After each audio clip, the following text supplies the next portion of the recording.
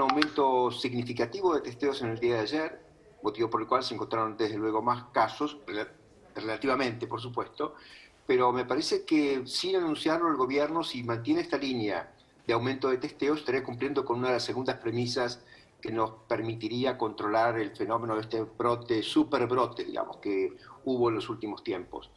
Ojalá sigan manteniendo esto de cerca de 200.000 testeos por día. Nosotros habíamos pedido 500.000, pero bueno, propusimos vía una fórmula particular 500.000 testeos, llegaron a casi 200.000. Claro. Ojalá se mantengan en este nivel, así podemos saber Claro.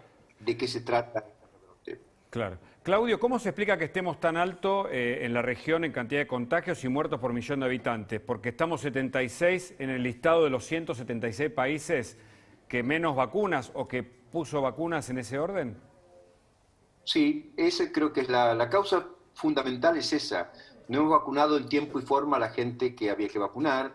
Hay circulación de variantes que son más difusibles, no más letales. Ahora aparecen estudios que dicen que no son más agresivas, digamos, las variantes tanto sudafricana como la india, bueno, acá sudafricana muy poco, pero la inglesa y la P1, la Manaus, y ahora la C37 andina, se difunden más, matan menos, para ponerlo en términos bien concretos, o enferman menos gravemente a la gente. Está Luis Majul con nosotros. Luis. Buenas noches, Hola Luis, buenas noches, ¿cómo estás? Buenas noches, Claudio. Bien, gracias por compartir el pase entre En Especial Domingo, el gran programa que hacen Agustín Girón y Hugo Machiavelli, y la previa a la cornisa que empieza en unos minutos. Claudio, yo quería de nuevo con vos, sos, no digo unos pocos, pero uno de los que con más precisión se puede hablar de manera científica, ¿no? Entonces, tenemos las cifras de hoy, que yo las quiero recordar, ahí están en pantalla, 375 muertes y 24.801 casos en 24 horas. De nuevo, no para los desprevenidos, para los que tienen bombardeada todo el tiempo la cabeza. Es alto para un fin de semana, es una cifra alta para un fin de semana. Eso por un lado. Y tenemos, por eso yo, cerca de cuando empiece la cornisa, me voy a hacer una pregunta que atraviesa lo político y lo sanitario. ¿Cuánto tiempo más se puede vivir así? Porque en la última semana, creo que en la última semana, 40% más de casos tuvimos y un porcentaje similar en cantidad de muertos que promediaba los 700 muertos. ¿Cuánto tiempo más se puede vivir así sin un plan estratégico, con estas cifras, con las camas UTI que están pasando la mitad? Claudio, la mitad del total de las camas ocupadas. Bueno, yo te digo las cifras a vos para poner el contexto, porque vos las sabés todas. ¿Cuánto tiempo más se puede vivir así?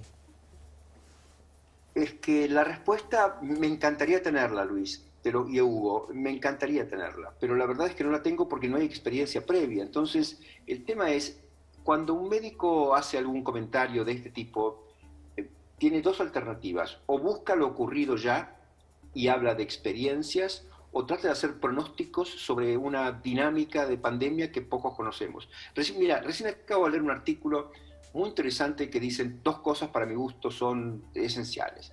Primero, un personaje muy importante de la virología mundial dijo hace pocas horas, perdón, ¿por qué se preocupan tanto por las variantes? Sabemos que las variantes no matan más gente, está demostrado ya, no enferman ni matan más gente.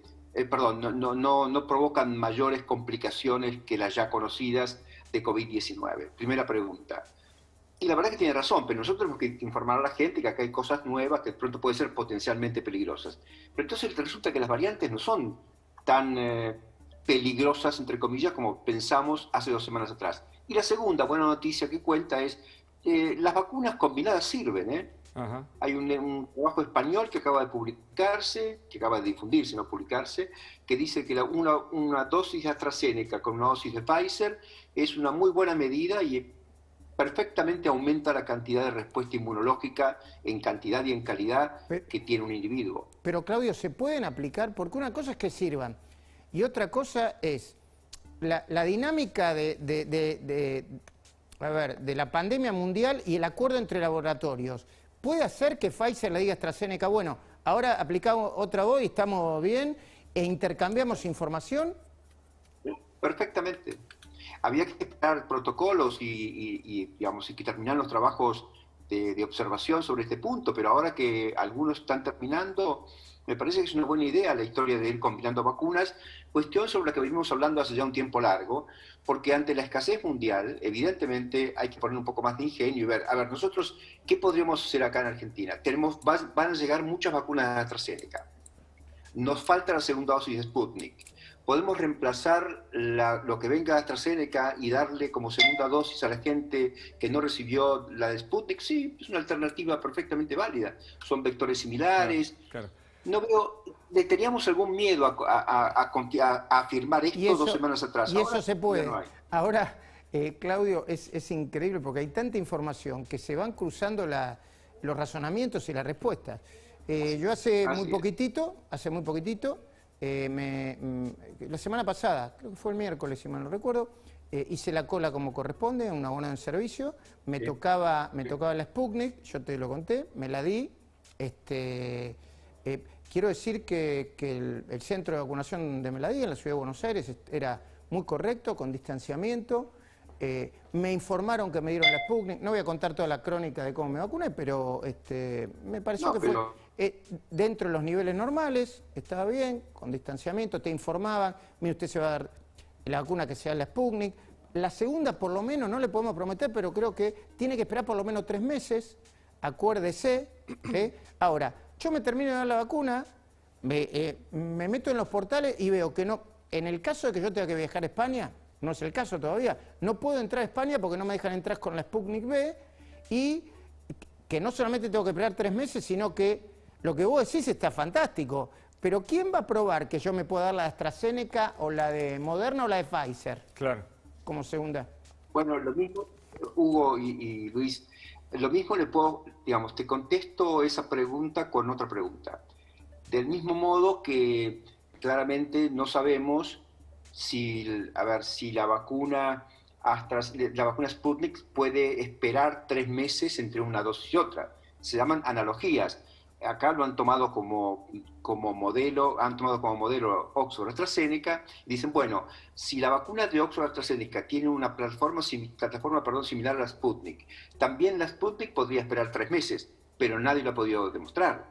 Motivo por el cual, y yo creo que va a ocurrir, digamos, que va a ser bueno, no va a ser malo esperar. O sea, va a suceder lo mismo que pasó en el Reino Unido, que el Reino Unido decidió tomar a la primera dosis de la vacuna AstraZeneca como una herramienta de inmunidad suficiente, y por eso le permitió vacunar a un altísimo porcentaje de sus habitantes.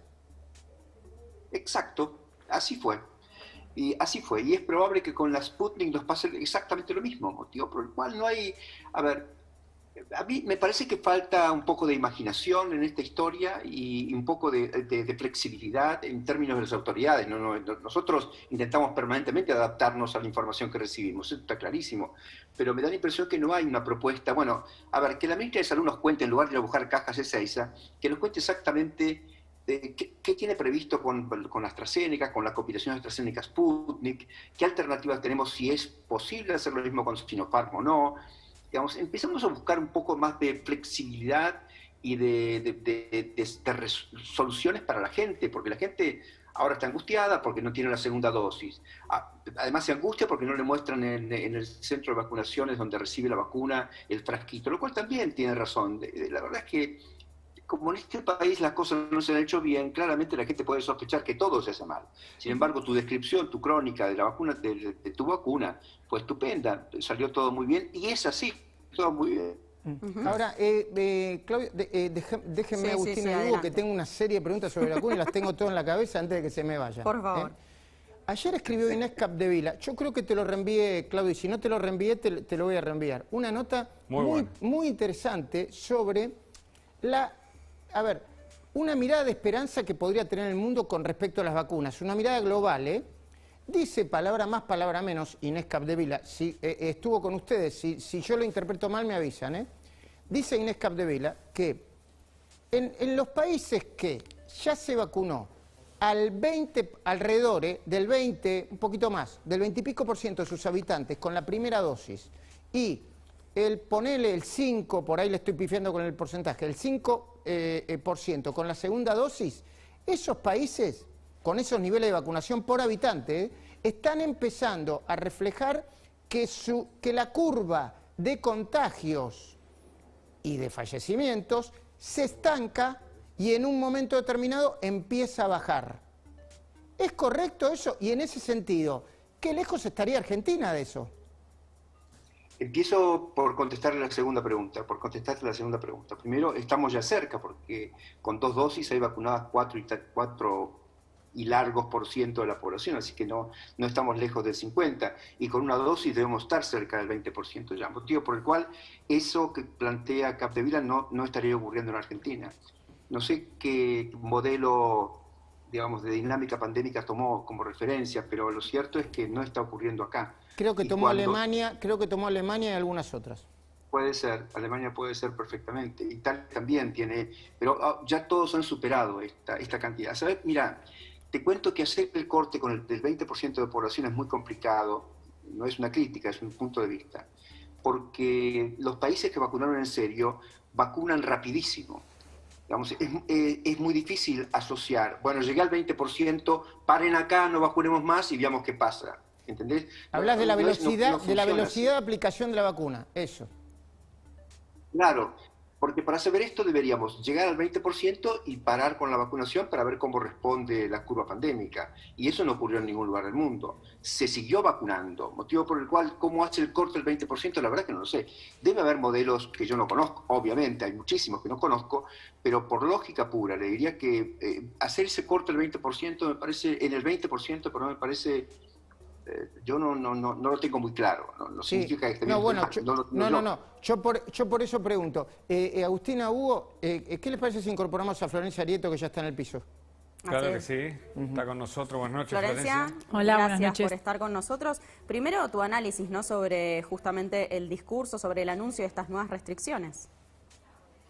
En realidad muestra el fracaso de la política sanitaria, un poco en la línea que decía el doctor Sin. Estamos hablando y discutiendo y viendo en las redes sociales la situación desesperante de la gente que no puede trabajar, que los chicos no pueden ir a la escuela y el gobierno un intento de llevar la discusión hacia que la medida exitosa es confinar a la gente, cuando en realidad se llega al confinamiento después de un año de haberse confinado a la gente, de habernos confinado y que se ha respetado y que fueron 8 meses sin que los chicos tengan clases presenciales, sin que se salga a trabajar, justamente porque creímos que era la línea de conducta, pero bueno, en el medio pasó el sepelio de Maradona, el sepelio del ministro Meoni, la foto de unidad en Ensenada y todo, digamos, lo que ellos decían que había que hacer y nos decían a nosotros que lo hagamos, ellos no lo hacían. Entonces ahora nos cerraron también para decirnos que tenían que preparar un sistema sanitario y resulta que el sistema sanitario con la segunda ola colapsa la semana.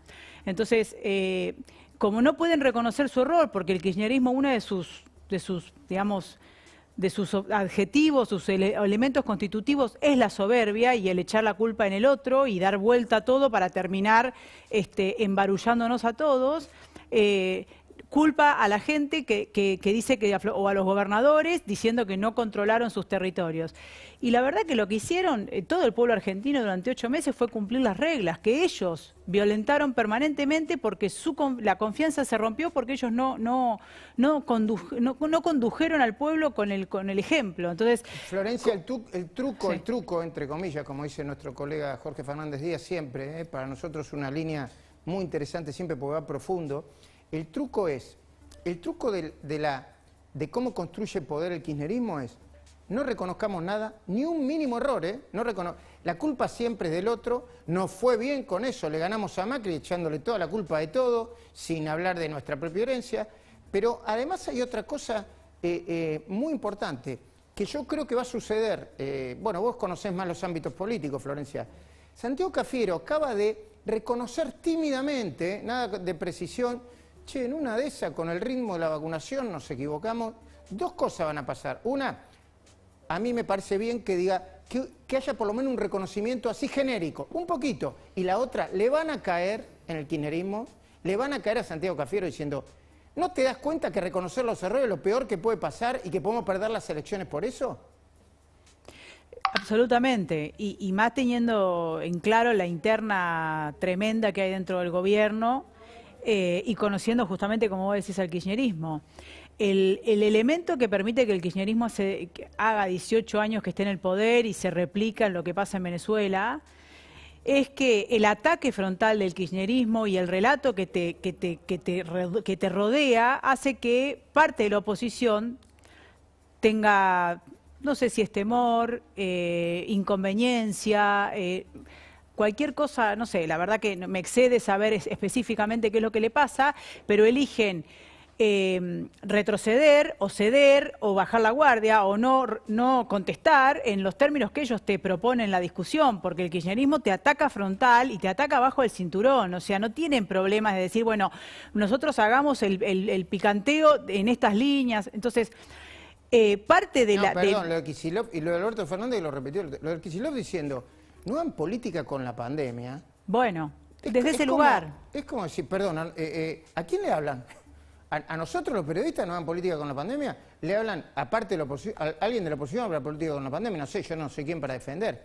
A Axel Kicillof, el gobernador que grita, el gobernador que no gobierna, dice no hagan política con la pandemia. Cuando están vacunando fuera de los vacunatorios oficiales, cuando podría ser, a esta altura necesitamos vacunación masiva, por lo tanto que sea I, no O, pero al inicio los vacunatorios estaban preparados para recibir gente y ellos vacunaban en la sede de SUTEBA. Claro. Eso, bueno, digo, pero ellos no reconocen, el kirchnerismo no reconoce, es un proyecto de poder que tiene una cabeza que es Cristina y una sucesión que es Máximo y todo lo demás es cotillón.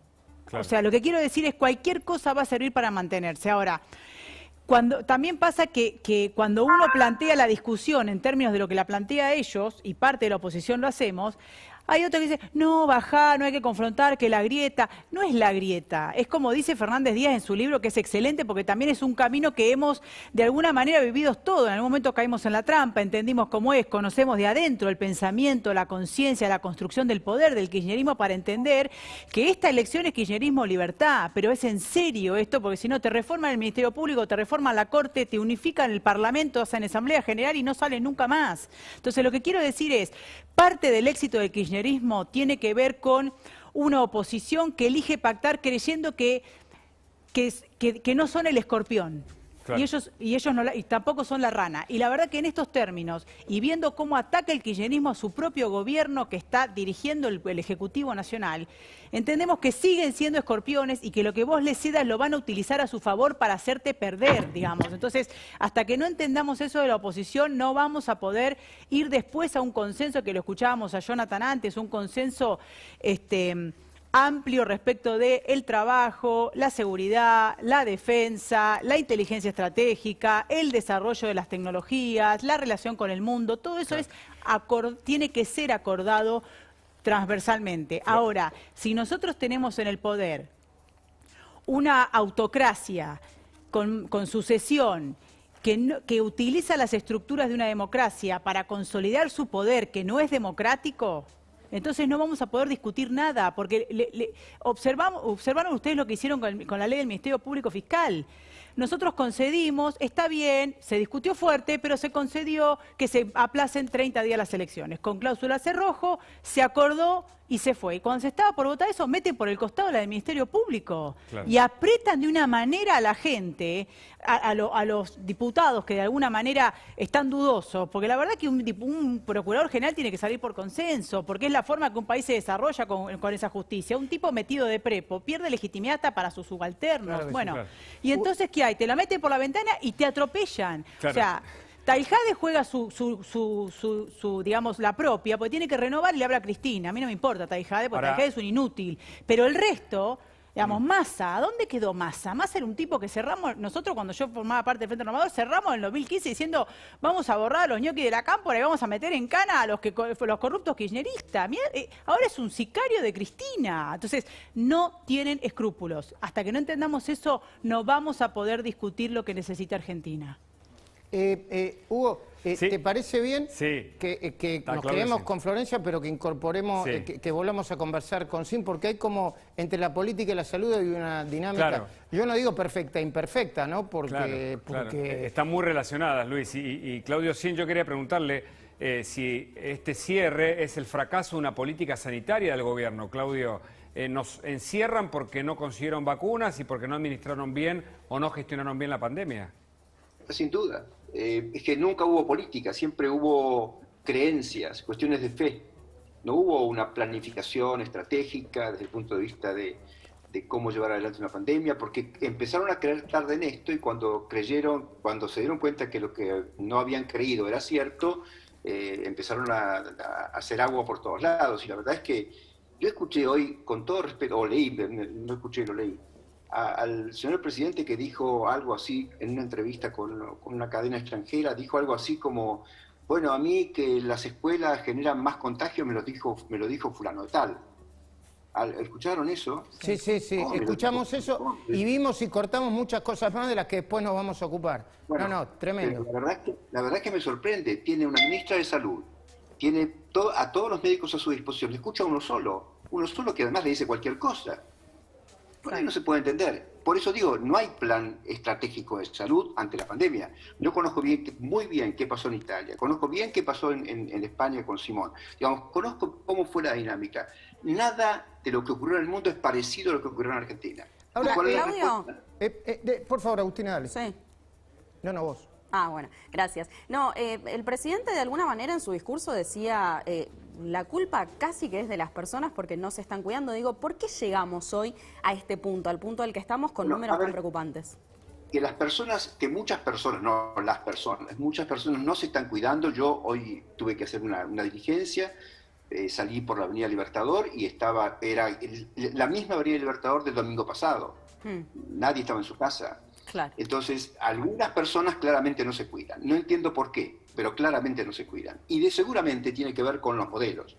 Uno que es ciudadano de a pie, ¿no? A ver, cuando ve lo que recién contaban sobre lo de Maradona, lo de León y etcétera, que todos ya conocemos con el cansancio, realmente dicen, bueno, pero si ellos pueden, ¿por qué no voy a poder yo? Y yo solo estoy describiendo situaciones. Yo me cuido, me quedo en mi casa, hago lo que tengo que hacer, salgo cuando es indispensable, porque soy respetuoso de las propuestas que hacen, aunque no las comparta, de ninguna manera las comparto, nunca las compartí.